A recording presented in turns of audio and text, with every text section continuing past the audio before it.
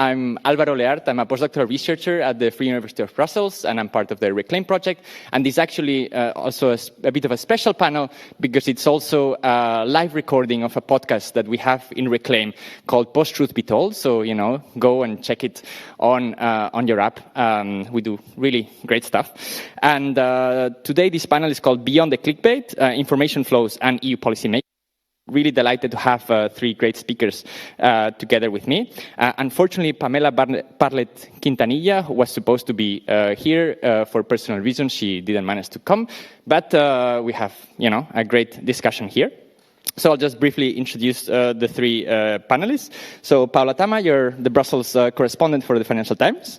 James Cantor, you're co-editor and founder of EU Scream, a great podcast that I also recommend. And Chiara Bottomley, you're the media manager for Amnesty International.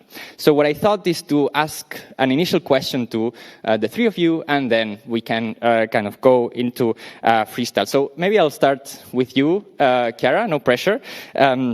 So you, as media manager for Amnesty International, here in Brussels, you work on very sensitive topics, especially in the current context, right?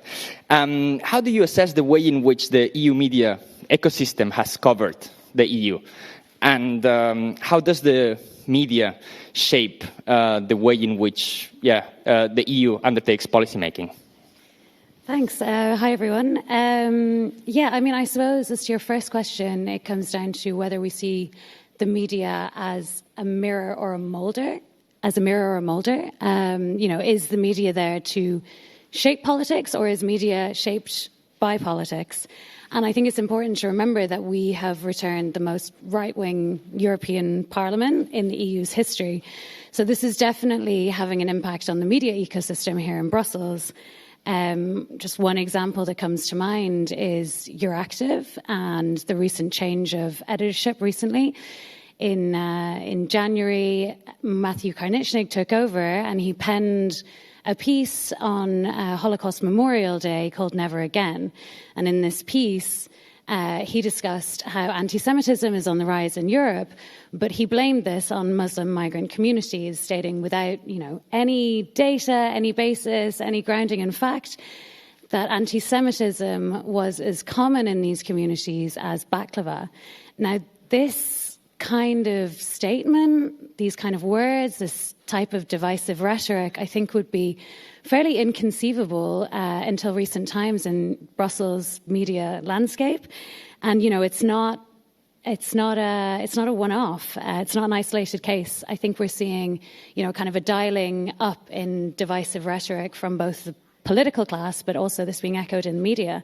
And I think we're seeing a dialing down of the importance, and sometimes it's even, ridiculed, but a dialing down of the importance of human rights law and the importance of international law. So, I think there's many ways in which one feeds into the other. In terms of how this media sort of influences EU policies, I think I think the media plays a really vital role. I used to work at the European Commission in the spokesperson service, where my whole job was essentially read the news, write the lines, prepare for midday. And if something isn't in the news, then it's not going to be reported, it's not going to be part of policy making. And this can very much shape what the agenda of the Commission is and how it forms its policies. Thanks, Chiara. Maybe I'll go to Paula. We just had the European Council, and I was wondering, what are your reflections about how mainstream media, like the Financial Times, covers the EU? What is a little bit your assessment of how the EU is covered? Well, so I work for a British paper, and sometimes we're perceived as being, British, but actually I'm not British, and a lot of my colleagues aren't, and we don't take the EU as, from any particular angle. I think that one advantage of working for my newsroom is you're required to look at whoever is in power and judge them by the policy making that they do, which, is true for the EU as for other places where we write. And specifically for the EU, I think that there is value in having and constantly having, it's not going to be very innovative or very groundbreaking, but journalism which barely presents the facts. And the reason that this is important to me is that you're not treating your audience as some masses that you need to corral into a view or another, but you're actually treating your audience as intelligent humans that presented with a sufficient, fair, as complete as possible amount of facts, they will be able to form their own opinion. I do take a point in Chiara's initial remarks that, I think that you should strive for objectivity when you're doing my work. I don't think that objectivity is something that's attainable. You can see that also in the choice of topics that you cover, because, we're all humans, we all have busy lives, and sometimes the news cycle is so demanding that you forget to stop and think at what are you not doing that you maybe should be doing. But it is very important to kind of be alert to stories on the fringes and to try to bring that in the public domain, because that's where I think the added value of what we do as media is. Thanks, Paula. And going to you, James, you're the founder of EU Scream. Highly recommend the podcast. You were previously a Brussels correspondent for the New York Times. Did you create EU Scream partially as kind of a consequence of some of the frustrations that you might have had with how the EU and mainstream media cover the EU? Yeah, thank you very much for this opportunity, Alvaro. It's really great to be on the panel, too, with Chiara and Paula.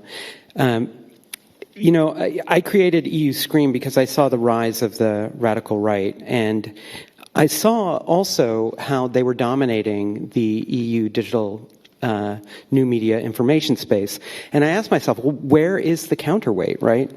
And this coincided with, there was a trigger moment.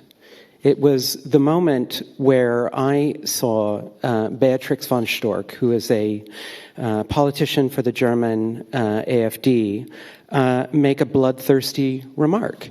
And this remark, it was, to be exact, saying German border patrol had the right to shoot irregular female migrants, including those accompanied by children.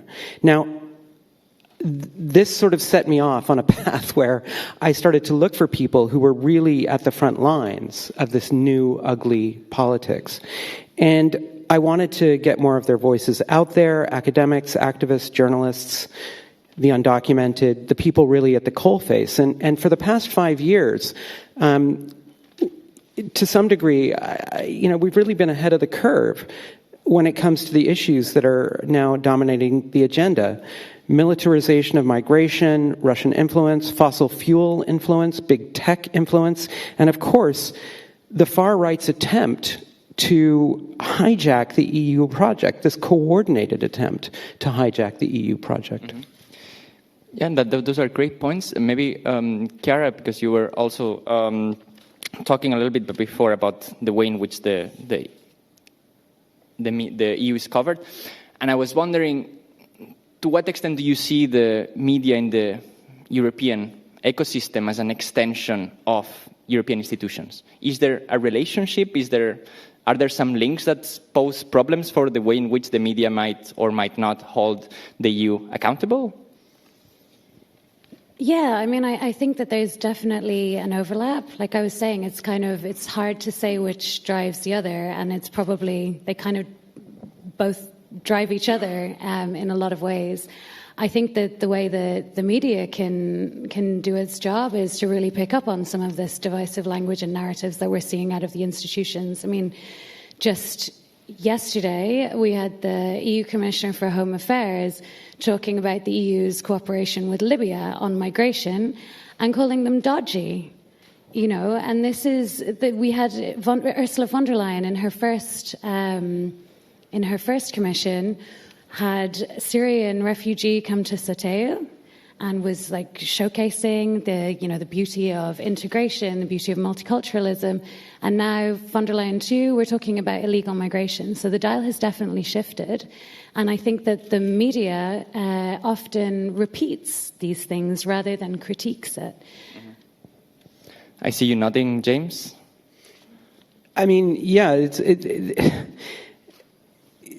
this is one of my great frustrations, and I don't want to overdo it because I think the people working in the Brussels media, in particular Paula and the people in your office, you're really professionals. You are at the top of your game. So I'm talking really very broadly here, and I'm not picking anyone out. But my biggest frustration with the EU media is that they're not calling out the stuff that I was talking about earlier loudly enough. The far right is a kind of continental vanguard of a transnational revolutionary movement. It is a movement backed by big tech and Silicon Valley, and that includes actually efforts to suppress things like content moderation and efforts to really take over whole chunks of the social media sphere. Now, my question is, where is that conversation in Brussels? Why is it not louder? What is happening to our politics goes beyond xenophobia. It goes beyond discrediting state institutions, beyond free speech absolutism. We have to recognize that there is a war on. It is a war to replace liberal democracy with autocratic kleptocracy. Paula, do you think the EU media is calling out enough kind of authoritarian tendencies within the EU? Do you also feel like Chiara and James are kind of making the argument? Well, I think that sometimes there is a tendency, and here, and James and I might disagree a bit, for media to be part or partisan in this opposition. It depends. I mean, I think that, I'm not trying to be a Christian Democrat here, as we say in Italy, but I think sometimes there is value in both approaches. You will go to James for a quite insightful, but admittedly liberal view of the world. You will listen to his speakers, and I listen very happily to his podcast, knowing more or less what you're going to find. But, I mean, still sticking to principles of journalism, accuracy and facts, which I think is, it should be the baseline we shouldn't be crossing. You will maybe go to the FT or to other media for a bit less nuanced or colored approach. And to me, it's important to be able to speak to as broad an audience as possible, which I think is what mainstream media, quote unquote, should aim to do. For instance, if we decided that we were not going to interview Viktor Orban, or we were not going to give the peace essay or a quote in a story that regards them, what, is that really a service to our readers? Or to me, the best option is to actually go get those interviews, as many as possible, and then confront these leaders, these politicians with their actions, and also criticize them and say, okay, this, for instance, this policy is discriminatory, or this policy is what you're saying is not based in facts, and so on. So I think that, to me, perhaps we're not calling out the conservative right as such, but I think it's important to talk to them and to make sure that the readers are also exposed to that, but not in an unfiltered way, which I think is the role that we should play. That, in a world where most people get their news elsewhere and not through the newspapers, it is ever more important for journalists to be able to do that filtering and do that, hang on, that's not actually based in facts, fact-checking. James, you wanted to respond? I did, but I don't want, if you wanted to come in. I mean, this conversation is absolutely fascinating.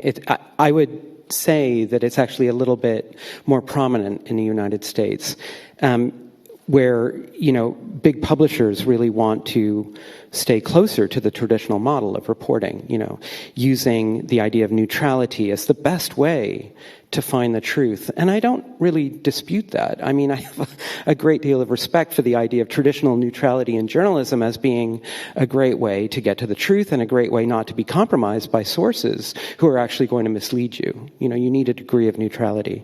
But the fact is that independent media is increasingly seen as a lot more credible than what is being called mainstream media and legacy media, there's a feeling, and it is growing, that journalists cannot be trusted after failing to do things like call out the lies that led to Brexit, who failed to call out and warn in advance sufficiently what Donald Trump and his administration would get up to in terms of taking people off the street and putting them in dark vehicles. There is a kind of, sense out there that something has not happened. Now, increasing numbers of journalists are saying these days that there is a problem of what they call false equivalency, whereby we cannot report in the same ways that we did in the past when our political center was what we traditionally thought of as the political center. There is an argument to be made that politics has shifted so far to the right that actually our approach to neutrality and our approach to traditional forms of journalism have to change somewhat. The idea is that you can no longer report both sides as the best approximation of the truth and assume that all will be well. This is really interesting discussion about whether the media is just watching what is happening or whether it's a part of it. And I want to bring you here, Chiara, because, for example, in the EU context, is there something to do with the ownership structures of the media companies? Is it related to some of the business models of some of the EU kind of media companies that sometimes they, cover specific events, or that interest groups are paying for particular coverage? Is this also part of the discussion? Yeah, I'm not a journalist. I'm not working at any of these media houses, but I can just speak from what I've seen and in my experience as a comms officer, a press officer. I think that there is a huge problem with ownership and business models. You have Axel Springer now owning Politico. You have terms in people's employment contracts that they have to recognize Israel's right to exist. You have Orban-affiliated owner of Euronews. So there's definitely been some big changes to the EU media landscape. But I think also on top of that, it is a huge question of money. The media it needs money, and it's going to be in the pockets of these extremely powerful people that often have certain political views. And I would also say the other thing is that a lot of the time what we've been seeing, I think, globally, and now we're seeing more and more in Brussels, is this kind of clickbait, sort of headline grabbing, divisive rhetoric, headlines, whatever, so that people will click. And this obviously does, it feeds into the types of business models that we are now witnessing in a lot of our media outlets. Paula, I see you nodding. What is your take? Well, media doesn't have necessarily a business model, or at least it's got completely dilapidated since we went online. I agree with that, but there are media. I'm not here to do any marketing, but there is value, I think, in subscription-based journalism, because then you're really only accountable to your readers, and that is the case of the FT. With advertising, of course. Regarding your broader question of how transparent are media ownership structures and the policies that the owners impose on their newsroom, I think, I'm not speaking for any specific example, but I think that, it's okay to receive even public money or even private money as long as this is a transparent policy, because if you start, then readers would start questioning what kind of information am I getting if it's not clear who the sponsor for a certain content is, or if, behind the doors that readers don't have access to, certain stories get suppressed because of the publisher's wish. So I think that's really important and maybe not always done as clearly as possible. But also I want to, on the other side, I also do not accept the criticism that media should not be sponsored. I don't know, I was a climate reporter for a long time, and a lot of our events were sponsored, including by fossil fuel companies. Depending on how strong the editorial independence is of your publication, I don't see that as a necessarily a negative thing. If anything, you're taking money from fossil companies to enable a debate. In that case, it was during the years of Fridays for Future, the Green Deal, to enable a debate towards a societal objective, which in theory should shift us away from fossil fuels. So I think that transparency is the key, basically. Mm-hmm. So you don't think that there's any relation between this type of sponsorship and some of the coverage that some media may put forward? I think that if there is, it needs to be very clearly labeled as such. Even the FT does sponsor content, and it's not produced by the newsroom. It's clearly labeled as such, and so on. What's important is that, and then also the policies, like if you have a really clear separation between commercial and editorial, and that if any revenues that's coming in is not going to impact one way or the other the way that journalists, this is the ideal scenario. Mm-hmm. I can, in my experience, say this has been the case for me, but maybe that's not always the case. I don't know. Yeah. What about you, James? Because you have created a podcast, a new independent media, and I was wondering whether you can maybe take us through some of the challenges of, creating such new type of initiative. Yeah, there are a lot of challenges, and of course, a lot of them revolve around making a living and keeping the wolf from the door. And actually, I agree to a large degree with what Paula said about transparency. I think that there's a double standard, right? Because on the one hand, we have drawn the line. I don't think the FT would accept advertising from actually maybe, but from tobacco, maybe that's against the law. Societally, we have drawn lines about people that we will not accept money from in the media. So there are limits. However, as a broad rule, I think it is too hard to be hard and fast about this, and so transparency becomes probably the best way of dealing with making sure that the ultimate consumer of that media has the fullest information possible about any possible bias. Now, I think what this question is really getting at, Alvaro, is how can small, independent, nimble media that are kind of startups, if you like, get funded. And this is really, really tough. At the end of the day, let me just say that being small and nimble and in one's own home office does give you amazing freedoms, right? It really does. You are not beholden to an editor who is thousands of miles away, who may or may not understand that, for example, and you'll like this, Paula, that the Euro project is a political project and not necessarily just a financial project. And of course, the Euro was never really going to be left to die, even though there were moments where it looked a bit dicey. But ultimately, the Euro was a political project, and you only really hear it, and you understand that. Sorry, that's a bit of a sideline. But I think that when it comes to being small and independent, we are talking about philanthropy.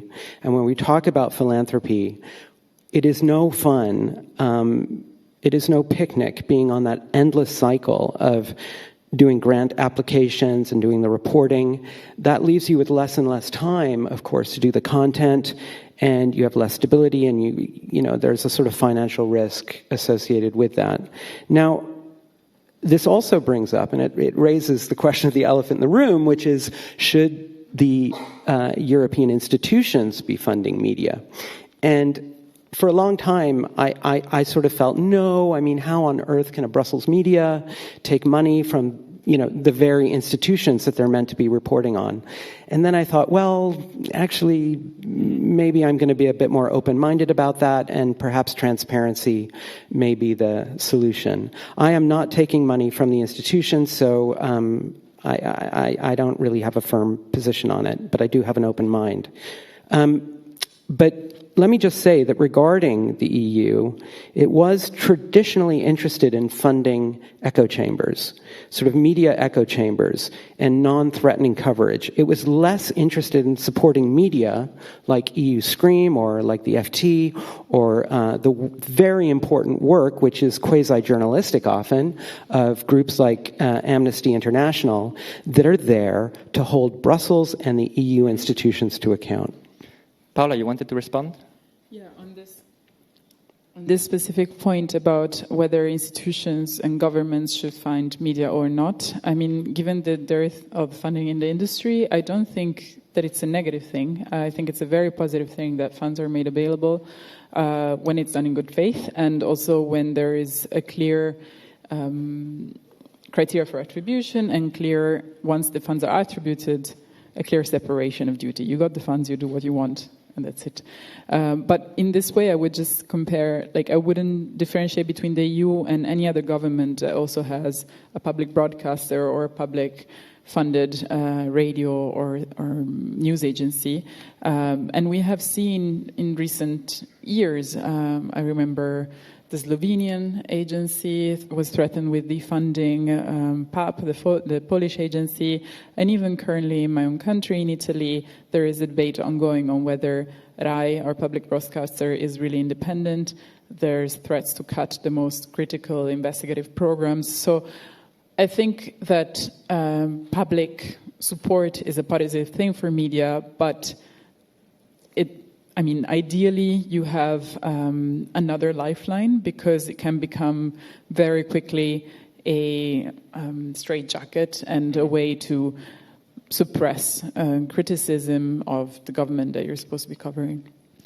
Chiara, in your role as media manager of Amnesty, how easy it is to get in touch with the media, to get your ideas and challenging sometimes the position of the European Union in relation to human rights out there?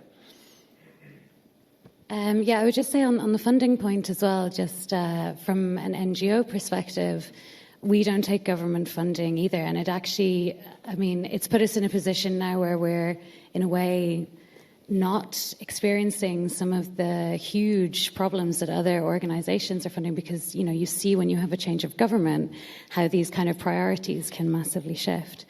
But as to your question, Alvaro, I think that, human rights, Amnesty reports, investigations, research, it does gain a lot of media traction. We had our genocide report into Gaza that was really, really huge for the organization. It was covered globally, massively. I think here, it's really, in terms of kind of going back to what we were talking to before, what the impact of that is. I think, an NGO coming out and saying there are human rights violations probably isn't that groundbreaking or that new or different for people in power. But what can really make a difference, I think, is when you have hundreds of thousands of people on the street demanding something, sort of saying human rights violations are happening in this country and we want to see change about it. So I think, more so than me kind of doing my job and getting a quote in Politico or wherever, these are the kind of stories that actually can really make a difference. Is this a criticism towards how some civil society organizations in Brussels operate, that they focus too much on getting a quote in Politico or on Euractiv rather than focusing maybe on mass mobilization? No, I think the two kind of go hand in hand. I think you have to have, the kind of the comms efforts that take place in cities like Brussels. But at the same time, to kind of affect change, it usually happens locally, and, one doesn't exclude the other, is my very diplomatic answer. And James, in EU Scream, you very often talk to civil society actors. Is that partially because you also sense that civil society is underrepresented in the EU media sphere? Do you think that there is not enough of a voice from the side of civil society towards the institutions, that institutions in some ways sideline some civil society voices, and that the media as well does it, and you try indeed to kind of give that voice to those actors that maybe do not get it so often? I do feel that way, and I also have a great reverence for publications like the FT and like Politico's Pro and Euractiv's Pro, in the sense that they are doing proper journalism when it comes to trying to tease out what is going on with different laws at different stages. You know what? We can't overlook that is highly demanded information by a market, and people will pay for it, right? And that in turn helps support other forms of journalism. So I don't want to just wave that away. However, I do feel that indeed there is an inequality of arms, if you like, when it comes to the voice of civil society, when it comes to the voice of various movements to do with climate, to do with civil rights, to do with the global South in Brussels, where they should have a larger voice. I mean, just look at this term that the institutions and our politicians are using at the moment. It begins with an S, simplification. I mean, come on. It is just a smokescreen for the D word, which is deregulation. However, we are not really we're not really reading in those stories that what is being deregulated actually has value, for companies, for citizens, and so on and so forth. And this is a sign that there is not a loud enough voice, that there is not enough access for civil society and for groups that are fighting for a better future when it comes to the Commission. Regulations are not just red tape. They protect us from toxic chemicals, from pollution, from corporate abuses. They also provide stability, investment, innovation. So this is just part of it. I mean, you know what? We were talking about public opinion. I mean, how loudly is Brussels media reminding our leaders and policymakers of just how out of step with the public they are on Gaza? I mean, if you just have to look at the opinion polls. Even in Germany, which has an historic, affiliation, if you like, with all the issues around what happened in the Second World War, and that, of course, influences their policy towards Israel for very understandable reasons. Something like 74% of people think that political and trade ties, probably it's about time we revisited those and at the moment. I saw you nodding, Chiara, and you also work on that specific topic. I don't know if you want to add something. Yeah, I mean, I think on that topic it's been particularly challenging to get Brussels-based media to cover this issue. I think at best, a lot of the publications have been silent. At worst, they've been, ignoring what's going on the ground. So, yeah, I think... my hope is kind of with new media, with independent media, and a lot with social media as well, even though there can be some issues with these different platforms too.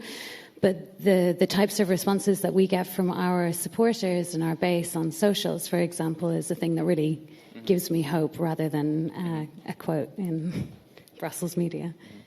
And Paola, do you also feel that civil society is in some ways underrepresented within the Brussels media ecosystem, and that in some ways allows for the Commission and institutions to push over some of, the deregulation agenda, for example?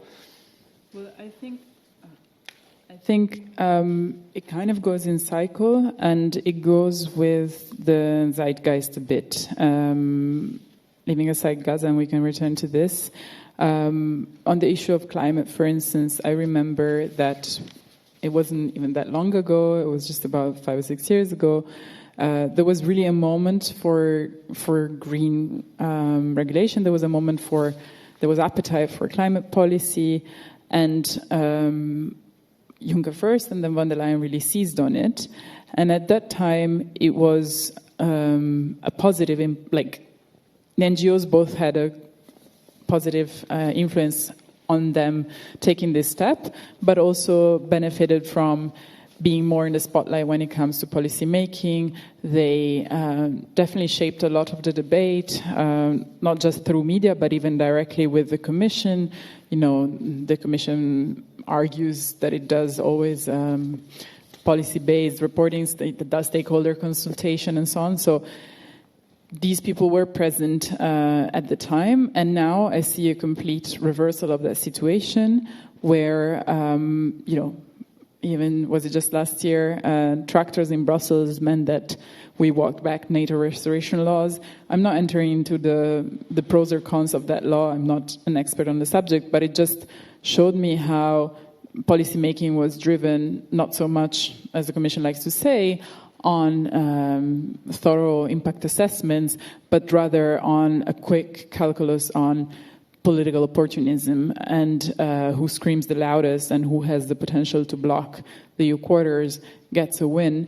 And even more recently, on James' point, when they very rushily came out with a series of omnibuses, the laws that they're claiming will simplify our lives, there was very little stakeholders' involvement. And when I mean stakeholder, I mean civil society. There was complaints from civil society that it was very rushed. It wasn't clear how they were chosen to give their input or not, and so on. Whereas it clearly, on some of the omnibuses that I've followed, the Commission clearly tailed the industry's line.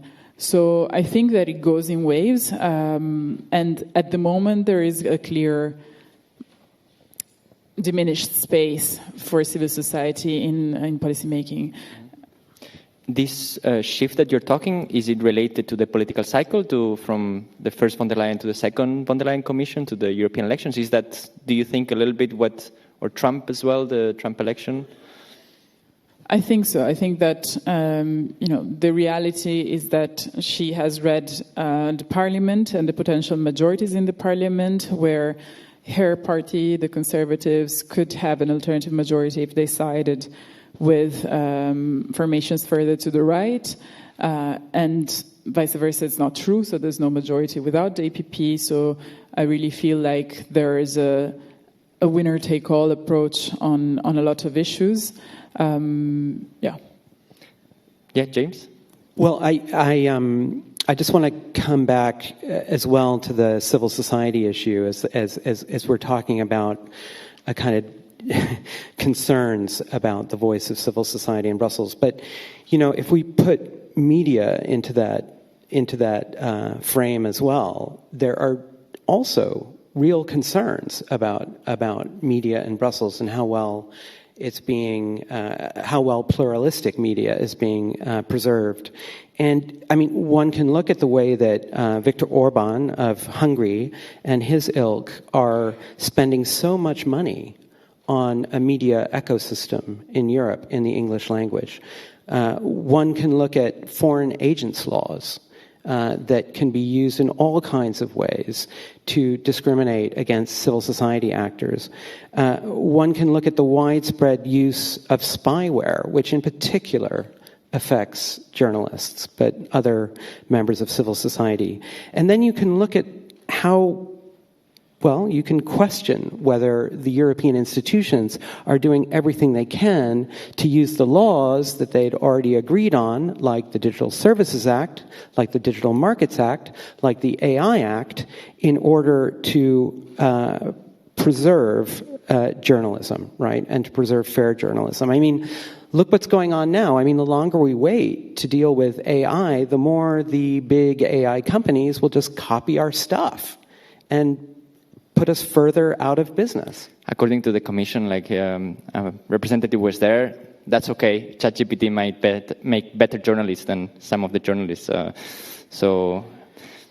Well, that's interesting. I do believe that, it would be great to hear from the others on this, but I do believe that when it comes to AI and journalism, there are a lot of different issues, but one of them is these lawsuits that have been brought by by some of the big publishers. And I think a lot of us would like to see those lawsuits succeed when it comes to making sure that there's some form of IP or ownership on the stuff that is streamed or that is published. So it can't just be copied without compensation. Chiara, I saw you nodding. I don't know. I'm nodding in agreement. Or Paula? Well, I take a slightly different view on OpenAI, on AI in general, and I'll come to OpenAI because the FT has a partnership with it.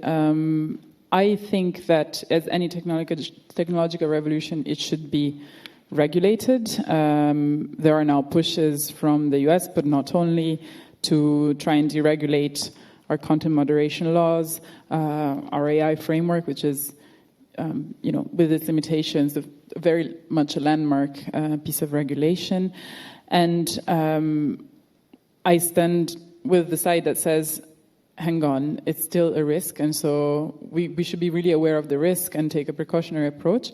But that said, I mean, for my profession specifically, I hope I'm not replaced by AI one day, but I do think that there's good to be harnessed there too.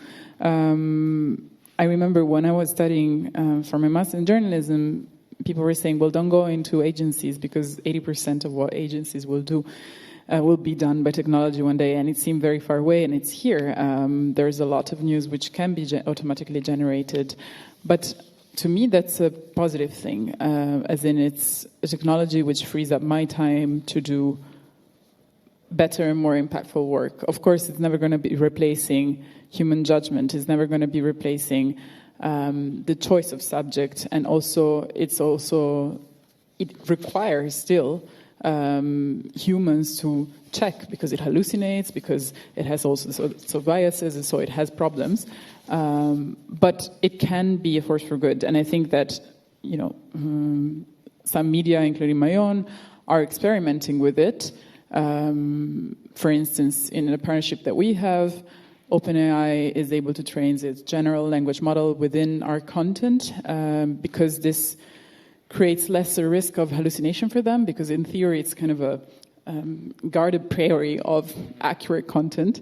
And in exchange, we get also to experiment within a specific tool made for the FT, so it knows us, it doesn't, we have ownership of whatever is produced in that space. And it's, for me, in my experience of using it as a reporter, a beneficial partnership. But of course, if you take the broader step back, I would say regulation is important, and the risks are there also for replacement beyond the categories of journalism. And if James, you want to react? No, I just found that really fascinating, and I think that for big publishers like the FT, they're in a position to make those agreements with the AI companies, with big tech. I think for smaller actors, I mean, we're never going to, have those opportunities. So you've got to wonder, how can we fairly distribute this technological change, which is having such a great impact on our industry. Great. Now we come to the most exciting part of the session. So questions. I see Luis has his hand up, and Shada.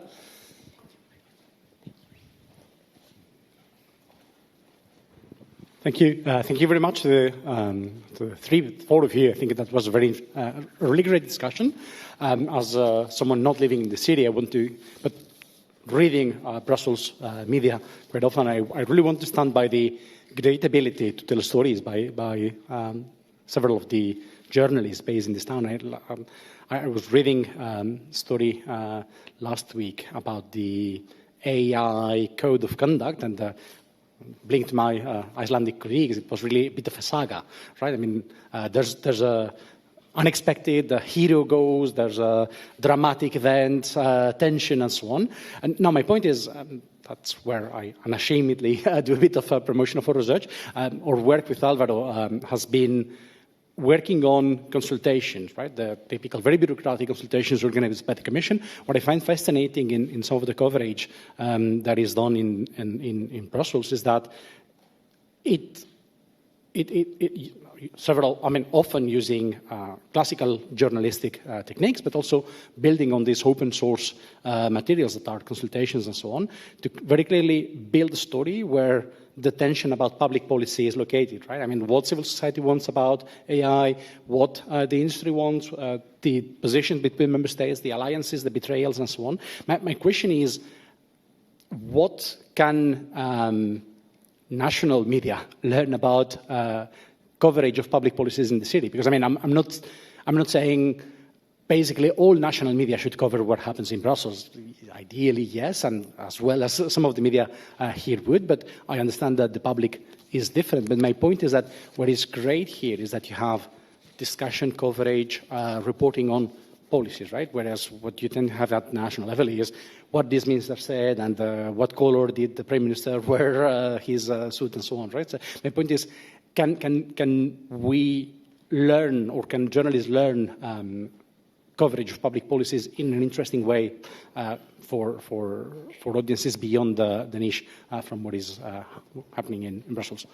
And I realize maybe that's not the right question to this panel, but I don't know if you have like any advice for colleagues at the national level. Thank you. And we can collect also shadows as well. Just some random thoughts and some questions weaved into it. So first of all, thanks for this, because you've got 4 people there who really know their stuff and are, I have to say, very responsible journalists. I just want to say, you said big tech and big pharma. You didn't say big defense. The war machine is very, very active here in Brussels, trying to woo journalists and think tankers. So that's a very important point to make. Kira, you talked about the infamous baklava story, but your active is very much reflecting the Islamophobic kind of sentiments that are growing within the institutions, not just within governments, which do not always reflect the reality of people's opinion, but that's what the EU institutions are encouraging implicitly or very, very openly. So there's a whole ecosystem that that article was talking to. And it is your active is a member of the Trust Project. So how does that make sense? I don't get it. Paula, of course, the FT is essential reading for anyone, and I have to say I haven't cancelled my subscription, though I have 2 other papers. So obviously, for someone like me, progressive, it's doing something right.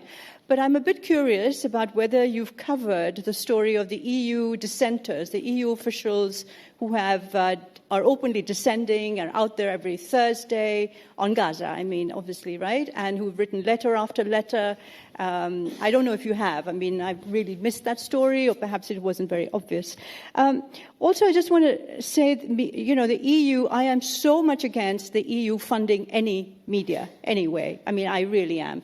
I think whether you like it or not, even think tankers who say we get money from them, but we don't really, our editorial line is so independent. Well, sorry, I've been a think tanker, and I know that that's not always the case. I mean, but what do you think, James, of what used to be the case, where EU newsletters, used to call them that way, right, got subscriptions, so collective subscriptions from the EU institutions. Politico had that with the State Department or the Pentagon and then lost it with Trump. But what do you think of that kind of, helping, in a sense? And then I'd like to say also, because if you have a progressive media like the EU Observer, which is struggling, which is membership-based, right, but really struggling to get funding, and so where are the progressive philanthropists, for instance, where are the progressive forces that could come out and help that? And then finally, just to back what James has said, I mean, at a point where humanity is in the hands of 3 mad men, right? Do you want me to name them or not? Well, Daddy, Netanyahu, and Putin. Isn't it sort of responsible, I'm not saying impartial, but responsible journalism to do what James said, is to question that. How have we reached a point where the future of mankind, womankind, childkind, is in the hands of three people who basically are perhaps the worst kind of examples of manhood, if you can call it that, but also of sanity, right? So how have we reached that point? And at that point, I think maybe journalism divides itself into two tracks, which is columnists and then reporters. So I think there's a big distinction to be made between those two, because columnists can then take a very openly partial line, which sometimes I think reporters are still not authorized to do so by their editors. What do you think of that? Thank you. I'll take the ones directed at me first, and then if I can add something to the last. No, I haven't covered it. I would say it's not that it's not a story for the FT, but the FT takes quite a high bar for what is interesting for the readers, and interinstitutional or even within one single institution, politics hardly makes the cut for a story the FT. In terms of the last point which you raised, I'm interested to hear what you guys have to say, but I take the view that you cannot have essentially a debate without talking to everybody. And so having a single point of view, so columnists, of which we have a wealth at the FT, have a very different job from what reporters do. And if I were to air my views openly on whatever issue, I would lose my credibility as a reporter. I have them, like everybody, but I would lose my credibility as a reporter. If I wrote them into a paper, I would stop being a reporter, and I would stop doing the kind of job that I signed up to do. I would be doing a different job, which has its own values, and I think that it's important to also have the people, think tankers, columnists, or simply media that, come out at an angle, with a very declared and clear angle. But I think that distinction is very, very important to maintain, and it's something that at the FT I'm able to do. Sure. Thanks, Shada, for such rich questions. And I guess on that last point about talking to everyone, I still do this. But what I don't do is quote everyone. So I think there's a real tension there. It's very hard, I think, for a journalist to maintain access to people if you don't give them airtime. At the same time, I do try to gain access to people whose views are really repugnant, just to kind of hear them out. And I, too, can still be seen lurking around X, trying to pick up on the vibe. There was a lot of other stuff in there. One thing that came up was this sort of idea of kind of the EU public space and whether that can ever be created. Well, it's a kind of a noble goal, but I think the reality is, and we've just had a summit. I don't know if you were there, Paola, for the final press conferences, but just to remind the audience, the final press conferences are national. Those are the ones that the journalists tend to flock to.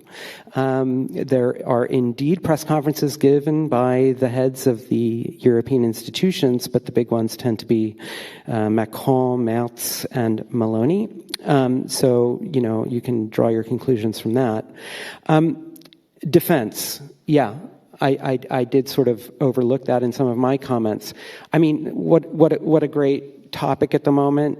Is it really one of my questions beyond the kind of ideas that you raised, Shada, about the inhumanity of war and the tools of war is a little bit more technocratic and a little bit more Brussels, which is this going to create the prosperity that Ursula von der Leyen says it's going to create?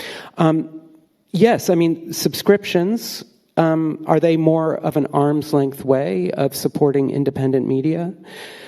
They indeed used to be used in the past. I believe they're still used by the French state to support certain outlets there. So sounds like a good way. Now, finally, on billionaires, and where are the left-wing billionaires? Yeah, bring them on. But be careful what you wish for.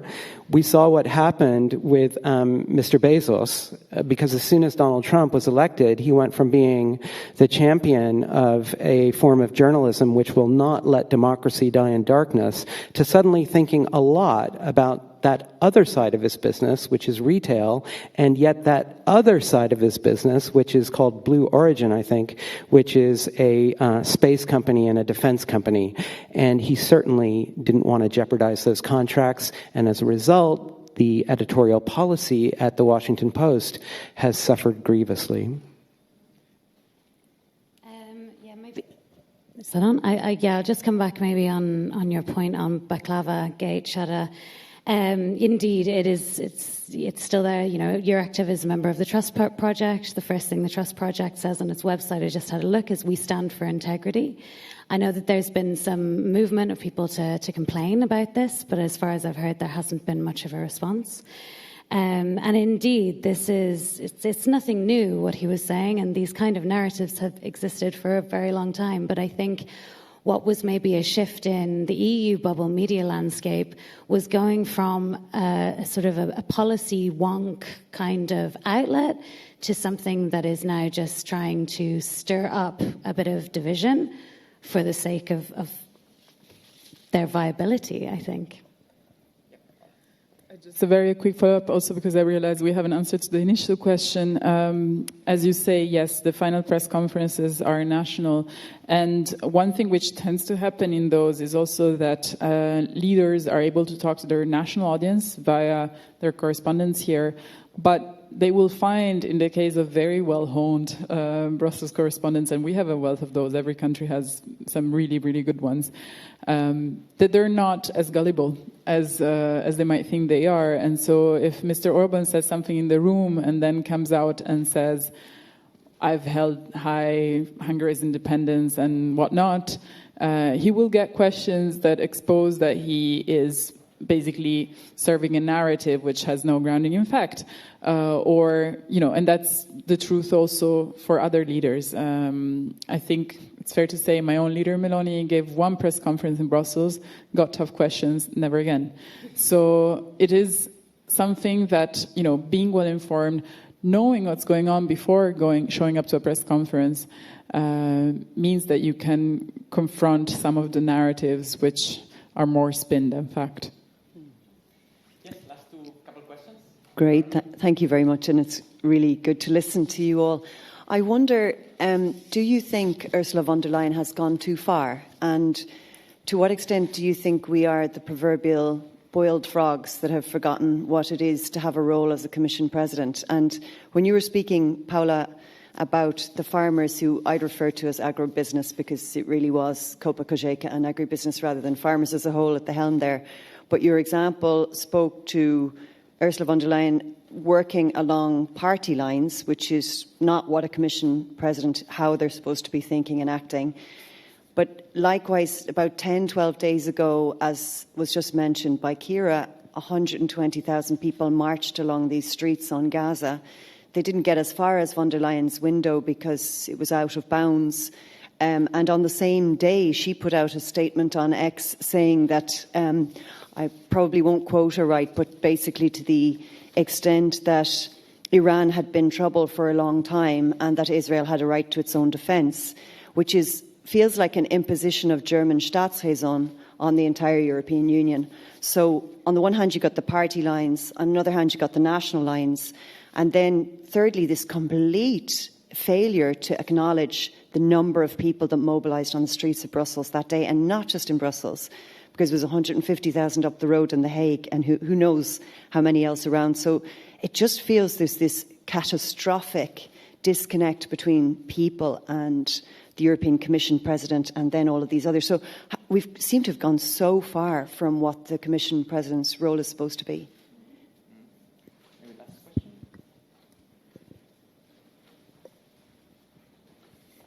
Hi, James. I was wanting to run this idea by you and what you had thought about it, because you had mentioned that at some point earlier today that you thought that smaller, more nimble journalists should be funded by the European Union, and you were struggling to to articulate how that would happen. My thought is that the European Union would train journalists, and they would post their journalism articles onto YouTube. And on YouTube, the nice thing about YouTube is that you're not really independent journalists already exist on YouTube, and they're not really beholden to a big company, or they're not really beholden to the editors. And really on YouTube, it's probably the other way around most of the time, that the editors are beholden to the YouTube person. And I was wondering, now, admittedly, that this is not perfect, because you'd probably have to negotiate your way at times around YouTube regulations and their rules on their platform. And I was wondering what you had thought about it. Yeah, I'll take the first. My personal opinion is yes, as in Ursula von der Leyen has very quick instincts and likes to get in front of member states or the parliament sometimes. So you would have seen that in positive instances as well. You would have seen that when she announced the Green Deal and said that this is Europe's goal, she didn't have the backing of member states. But you would have seen that also in negative instances. I remember after the October 7th attack, she pretty much unilaterally decided to display the flag of Israel on to the building of the commission, and actually was rung up by the Belgian armed forces saying, this is a security liability, please take it down immediately. So these are two examples in which she acts completely by herself or under direction of what her national or party lines would be. And, you know, member states still re-elected her, so still decided that she was the best person to do the job. Yeah, my personal opinion is that definitely she goes too far on certain instances without the support, or stays way too close to what is her national or party position. James? Sure. Thanks for the question, Laura. I can't really add much to what Paula said. I do think that she is not representing the wider views of Europe adequately when it comes to the conflict in the Middle East. And it's a little bit shocking for people to see that she is so beholden to her own national perspectives, perhaps, on these issues. Although we can't really be inside of her head and know exactly what is happening. Has she gone so far as to split the centrist von der Leyen so-called majority in the European Parliament? I don't know. I was speaking to a couple of S&D lawmakers this week, and it seems to me that it's very hard to kind of imagine them walking out of the current. Would they sacrifice their commissioners at the European Commission? Would they sacrifice their positions at the European Parliament? What does the dissolution of a grand coalition of the von der Leyen centrist majority look like? I can see that being different ahead of an upcoming election, whereby they would agree in advance not to take those positions, but I don't know quite how it works mid-mandate.